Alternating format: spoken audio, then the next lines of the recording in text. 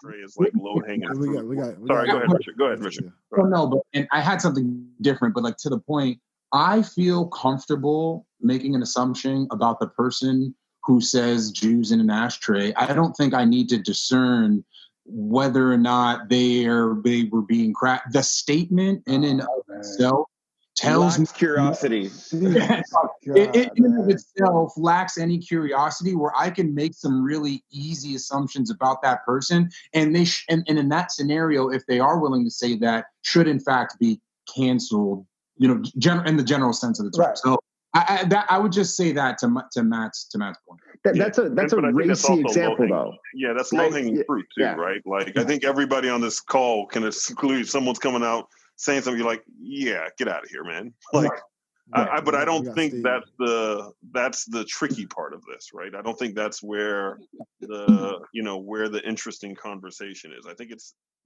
somewhere in between there.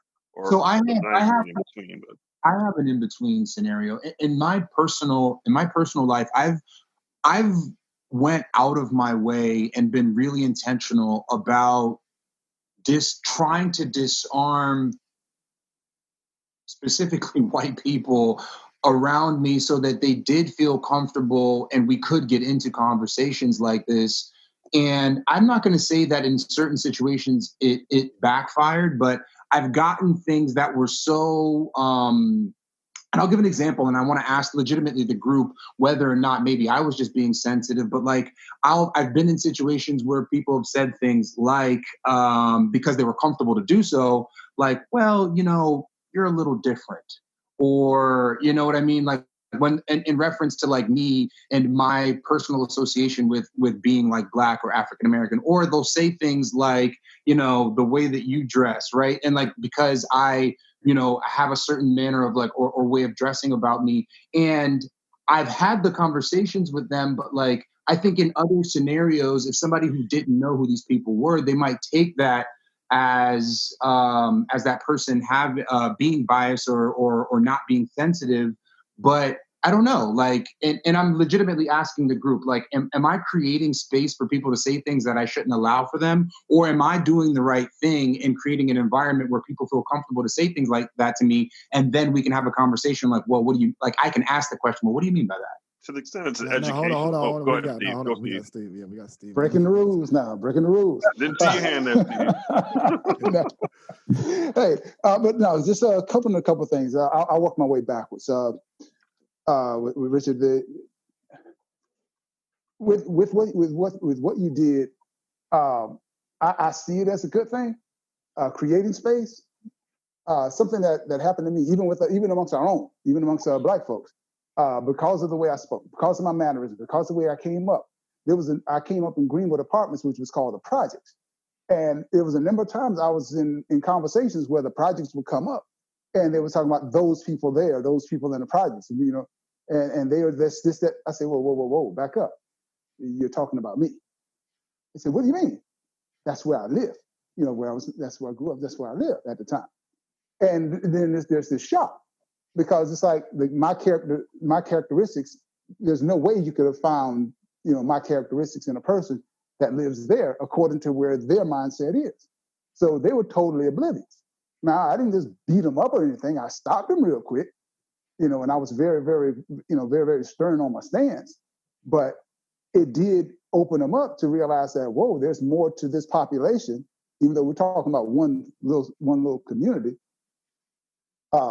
That there's more to this population of people than I'm aware of, as far as those who were referring to the people in the projects.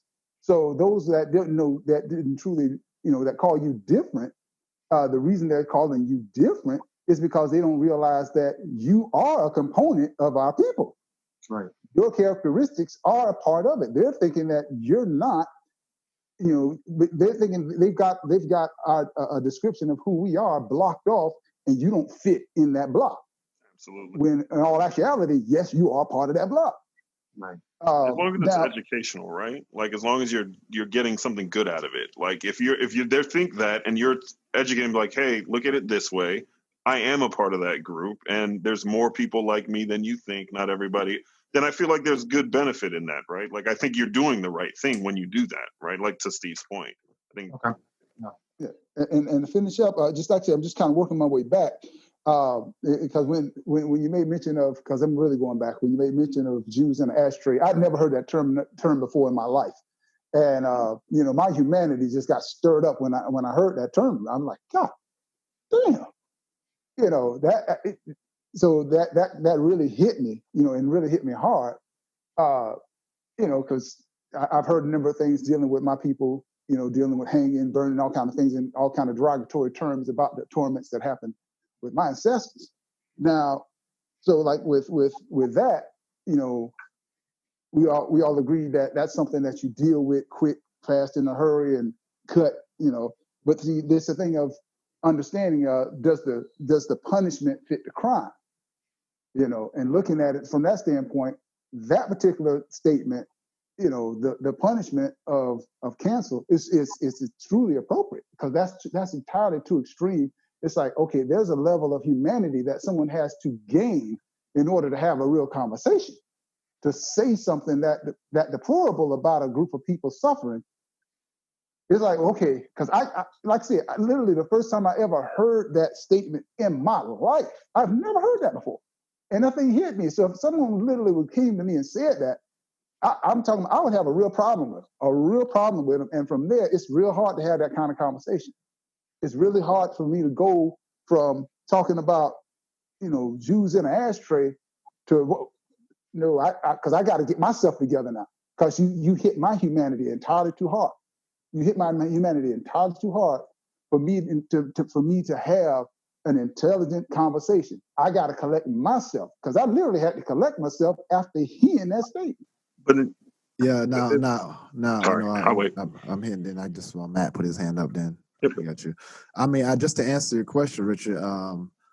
I personally feel that you should let people be able to say what they really feeling, and then get into conversation after that, because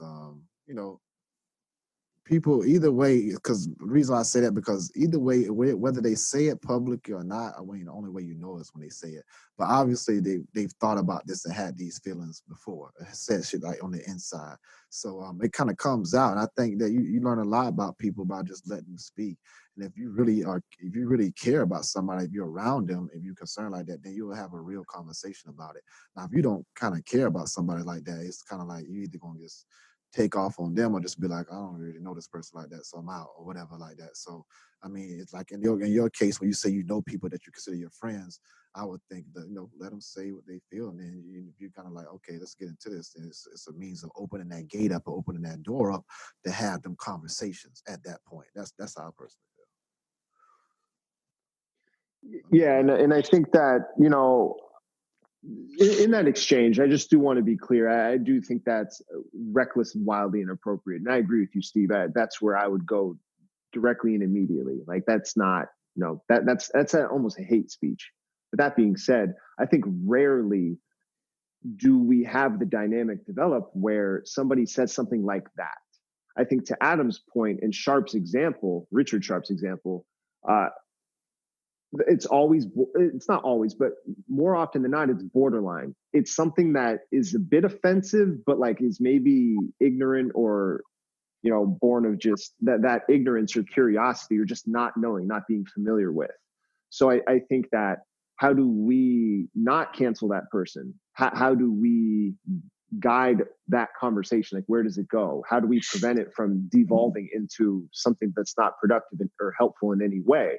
What do we use? What mechanism do you use? What's our barometer for receiving a comment like that and then trying to be curious, not take offense, and try to have a back and forth dialogue instead of just shutting the conversation down? Yeah. Okay. We got Adam, then we got Steve, and then we got Richard. I won't go back because we've kind of moved on to some of these past some of these points, and I think it's okay. But I will say, I think we also. I think on this group particularly, there's always this impetus or like push for like progress, right? Which should be, right?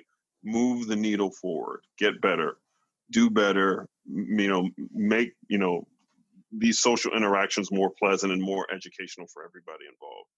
But I think you also have to be careful that you're not providing, a safe space for these people that are, like everyone on this call is like, Jews in the ashtray, that's my line, right? Well, that's your individual line. And you have to be careful that you're not creating this safe space for like racist, sexist, bigoted behavior. And I think the reason, to kind of go on our conversation, that's why cancel culture is grown so much the way it has is because social media has allowed marginalized groups to not only express themselves in a way they never have before, but the actual plights are being seen in a way that they never have before. And now, where we might see your traditional anti-Semitic guy who would say Jews in an ashtray type thing, them on their side, they're not accustomed to, they've historically been like kind of shielded from this kind of like attack against them, right? And now, it's like a thing for them now, right? They're, whether you're talking about the sexist Pt2 movement or anti-Semitism or, racism, now it's on front and center and you can come after these guys, right? And you have to be careful that you're not creating this like safe space for like these, people who are these things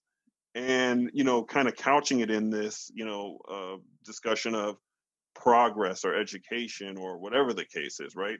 Because like you said, to go to this anti-Semitic, sometimes people are just anti-Semitic, right? Like, based on your description, right? Because no one on this call was willing to have that conversation with the guy. Everybody's like, cut.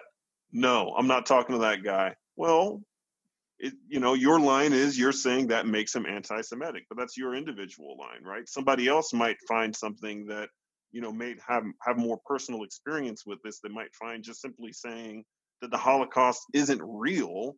That's their line, right? Like their line is this. It's a complicated discussion and it's hard to like draw these lines, but I'm like very careful of like creating safe space for like bigoted discussions in this like push to, have open dialogue. I think it was Richard next, right? Yeah. It's just a question. It was you? Was it? My bad. I might have got it mixed up. My bad. Yeah. For me, it's about the objective of the conversation. Now, you say something that's offensive, and I respond. My response is based on healing. Because see, my thing is, maybe it's my purpose of being here, is healing humanity. Now, that derogatory term that you use is based on an injury, more than an injury. I mean, it's based on a gaping wound in humanity. So if what I say to counter that is in my mind based on allowing healing, because that's what, for me, that's what allowing the conversation is about, allowing a process of healing. And you decide to pull out more weapons to create more injuries based on the words you're going to say. It's like, okay, so you truly feel this about this group of people then. And at that point, that's a level of healing that I'm not in a position to work with you on. That's like with a motivational speaker, they're not in a position to deal with what an actual psychologist deals with. They're not in a position to do that. They can motivate you, but there's different levels of your psyche that you have to go into those certain details with a psychologist to deal with. So at that point, I have to cancel you. I have to cancel this conversation because you are too far. You too far gone. But if in the interim of in the course of the conversation, you see where there's a healing going on, there's a level of there's a level of receiving. Then it's like, okay, we can continue. I know you're not going to get the whole thing in this conversation. No one changes overnight. But because I let the conversation, but because I continued in the conversation, yeah, I was offended, and then I brought you, I brought you another perspective, and then you asked about that perspective, and we see where there's a process going on of healing at some point to some degree. Then to me, it's worth it. But if, like I said, if it's like I'm going to bring out more and more ammunition to prove this detriment to humanity, that's. But you understand part of my point, though, Steve. That's your line, right? Like right. But like I know Jews who would say you questioning whether the Holocaust was real or not is hate speech. While everyone on this call was willing to have that conversation with that guy, I know Jews who weren't, who would call that hate speech, right? I mean, you got the JDL, the Jewish Defamation League, who came at Ice Cube based on saying you got a Jew that messed up my crew type deal in his rap. So they don't play. And their line is, I mean, I'm talking about their line is up there. So I'm not up there, is very accessible. Well, their line is driven by their experiences, right? Like they experienced it as a community. So their line is probably not where you and my line is, and the same vice versa, right? When it comes to like racial, black issues, my line's probably not where Matt's is, right? Because it directly impacts me, my community, and my experiences. And that's where the interesting conversation is. And that's why I think knowing someone helps, right? Because like I know Matt doesn't mean any of this shit. Or I'm not saying that you've said anything offensive, Matt, but I'm saying I'm not picking, all right, Charles. Just to get off Matt. Well, just to get off Matt. But I'm not saying they've said anything particularly offensive, but like I know them, so I know where their heart is, and I know that they don't mean it this way. But my line could be completely different for somebody else, the same way that Jewish person's line is different from yours. And I think that's why this cancel culture conversation is so difficult, because while I understand you need to have fruitful conversations to move things forward, some people's lines are a lot further than yours and mine might be, because it's very sensitive to them, because they're experiencing it themselves and they see it every single day. I have a question, Adam. I have a question. I understand that the line is constantly moving. I get that, and per person, it's in its whatever place it's in. Do you also see it in the opposite direction? And are there sensitivities to you that are unreasonable and should not be acknowledged and navigated around with care? I do see the other point. Now repeat the back end of that question. I do understand the opposite end, like where their sensitivities can be so. Yeah, sorry. Go ahead. Yeah, I'm asking. We get that there's how sensitive you are. There's a line and it moves per person, but is it possible that the line is shifted completely? And I'm sorry, I'm saying this kind of unsuccinctly because it's not clear in my head. But is it possible that line can be shifted all the way to the other side? And I guess the core of that question is: are there sensitivities that are, for lack of a better word, overly sensitive or unfounded or unreasonable, or does each individual responsible defining their own line of sensitivity, and we are all responsible for, in some scenarios, guessing or assuming what the hell that is and navigating around it? We got Steve, then we got me, then we got Charles. Yeah, there's a level of malignance that deserves absolutely no sensitivity whatsoever. I'm asking what it is, I guess, is the better question. Yeah, what is it? I mean, because when you look at what the malignance of like, say, for instance, slavery and dealing with what happened with the Jews and things, there's a level of just there's a level of inhumanity that just like is dangerous to human existence. It's dangerous to the life and existence of the existence of a population of people. It's not my question. That's not that. I understand that. I acknowledge that, Steve. But my question is something I think the opposite. I think it's the opposite question. Is there anybody's sensitivities that we don't have to respect because they're trivial? But that's the point actually I'm making. Because they believe that wholeheartedly, and I mean it's right there. It's in their essence, and they want you to respect that belief. That's the reason why they say it. They believe it wholeheartedly, no matter how much of a detriment it is to the people that they're saying it against, or to themselves. They believe it so much. I gotcha. It's just like, no, you need to believe this, and this is the absolute truth, no matter how much of a detriment it is. I mean, I look at what a lot of what happened. A lot of the folks, especially the impoverished Republicans, You know, they follow a concept, they follow a mindset that is truly a detriment to them, but you would truly offend them to let them know that this is hurting you. I would say they don't agree with you. But I mean, that's funny, right? Because like I don't want they are, but like they don't agree. With you. I don't want the to get lost. I want to make sure for those who feel the way that Adam does, or Adam directly, is there a line that's too far in the opposite direction? Well, I mean, I would say I don't think so. Generally, it comes down to like you said, intention. Like like because I'm a person that reasons I maybe have a little different. I'm a person that's fascinated with how people think and how the mind works and what really motivates people to do what they do and how they think. So I'm always interested to hear, like if you coming at me with like some vibes like trying to, you can feel the context and the energy of how people talk. If you're trying to attack me and just size me up or degrade me like that, I'm not going to talk to you on the fact that not for what you said. I don't really have time to have conversation like that. I don't talk to people like that on a regular basis. So I really don't. So but if you're saying it in a way, and if I don't pick up that vibe and that energy from you, I'm going to delve into why you say what you said, why you said what you said, and why you think what you think. But I don't think there's because I mentioned this too on the we were talking last week a little off the record. It's a different aspect of cancel culture I have because it's not like we're canceling you. It's like you're canceling yourself. And it's all really based on a level of like human decency. That's why even the whole context about canceling, like you're out of bounds, so to speak.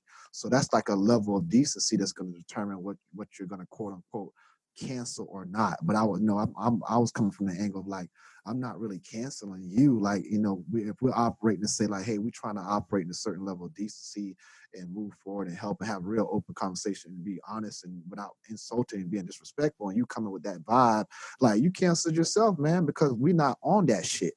We on something else. You can be on that over there. It's not like what I'm saying. We're not gonna. I'm personally not gonna entertain it because I know what you're doing, and I didn't come here for that. You know what I'm saying? So it's not like I don't really see it as like collective. We're canceling you. Like as we came to a table and made a policy. It's like we're operating with a level of decency. But I think the whole scale always has to be looked at because it's a judgment call whether some people see it's like small or not. Like what's small to one person is big to another person. So I'm just open to have the conversation, period. And but I do feel as well that society has got a little quote unquote too sensitive in the aspect of not judging what people are talking about, but the aspect that I've seen people use this shit to control people. They're using it to mute people. They're using it to make up identities and definitions and put people in boxes for they can like propagate their agenda and use media and use marketing to so the aspect of that I'm talking about, like really not just the aspect of people using this shit as a weapon. They're weaponizing this shit, and I think they're like, okay, some of the shit I'm personally not going to entertain because I know what the fuck's going on. And if I see you kind of using that strategy, you trying to show your hand and quote unquote in the game like that, then I'm going to be like, okay, what's going on? We're going to talk about that because I see what's starting to develop. So I think that people are becoming quote unquote too sensitive because they're using that shit to control people, and all this shit is about control to me.